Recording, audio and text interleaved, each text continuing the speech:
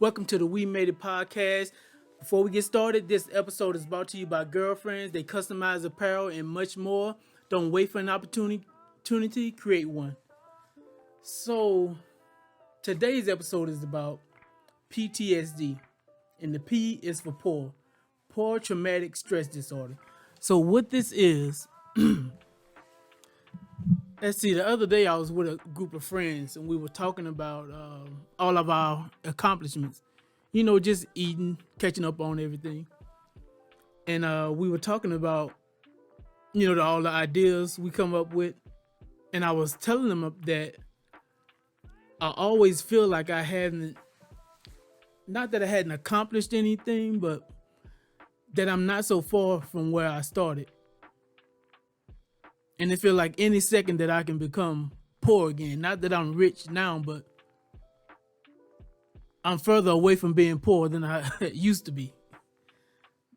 But today's episode is about how they tell you to, smell the roses on the way, enjoy the journey. And I went to thinking, have I actually enjoyed the journey? I mean, I can be having the time of my life with groups of friends and family. We all high-fiving and dancing. But then it comes to a moment in the midst of the high-fiving and dancing, and I'm thinking to myself, I'm wasting time. Like, it's something I can be doing. Like, this is another day that I didn't get something accomplished, and another day closer to where I used to be. And I wonder if maybe I'm the only one that thinks this way, or is it a double-edged sword? Because you can use it as feel like, okay, I don't want to go back that way, so I'm gonna push harder. But do you constantly think of it? Sometimes I'm up all times in the night just creating and thinking of new ideas. Like, I have an idea that I've thought about a year ago that I'll pull out the bag now, only because I had it a year ago, because that was like my in case stuff go wrong idea. Like they say don't forget where you come from. But sometimes I find myself always thinking about where I come from. Am I remembering it too well? Just for instance, we were out to eat a couple of nights ago, and I'm looking around, I'm like, man, this is a nice place. With my wife, and I'm like enjoying my wife, but in the back of my head, I'm thinking, okay, this place is a little too nice. It's just bringing me closer to being poor. I call him I tell my wife I don't feel right. Like, it feel like money's going somewhere. My spidey senses are tingling. It feel like I'm back home cutting locks off the water again, heating the house up with the stove again.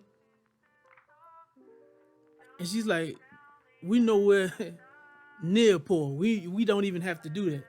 Like, it's to the point she had to, at one point I was still practicing being poor. Like, one day I was in the kitchen and the ketchup was getting low. It didn't bother me because when I grew up, we just put a little water in the ketchup, shake it up, and keep going. My wife caught me doing it. She said, well, we not doing that no more. Like, not that we're better than anybody, but we're removed from that anymore. We removed from that now. And I was thinking, I was like, am I still poor in my head? Can I ever enjoy the fruits of my labor? Will there ever be a day where I sit back and think, man, I actually did make it? Like, I actually made it to the point where I know for sure that I won't go back.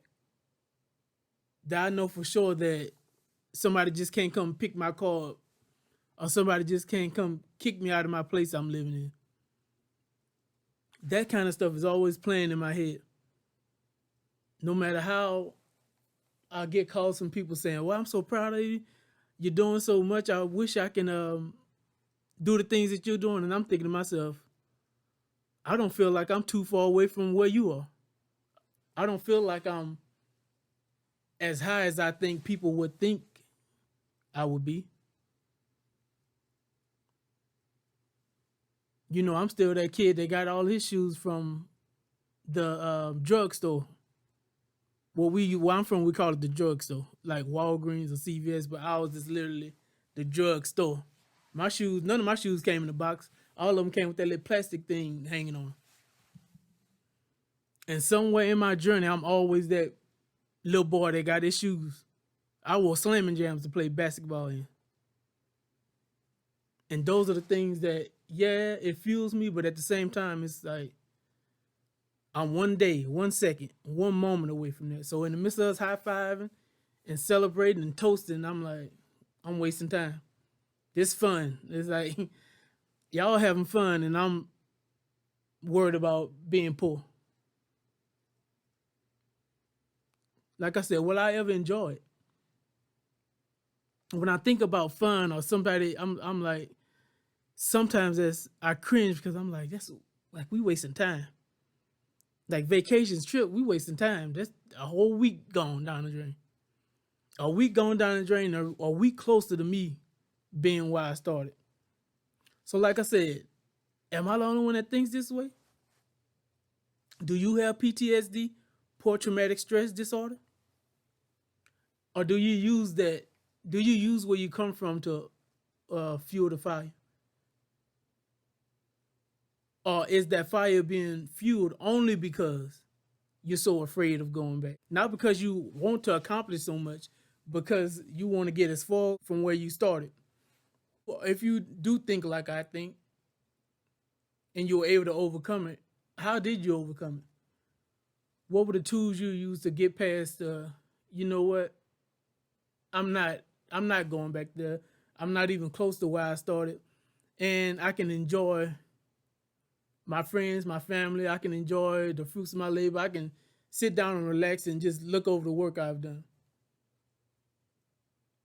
A lot of times I'll post something, and now if I don't delete it out of my phone, I'm like, I'm on to the next one. Like the congratulations, I can't even really take into the congratulations, because to me, I haven't done anything. So let me know, do you have PTSD, post traumatic stress disorder? If so, how did you overcome it? Like, comment, share. You can follow me on all platforms. On most platforms, just look up Robert Arthur. On Facebook, you can look up We Made It also. Instagram, Mr. underscore Arthur 3. Let me know. Do you have PTSD? Will you overcome it? If you overcame it, how did you overcome it? We made it.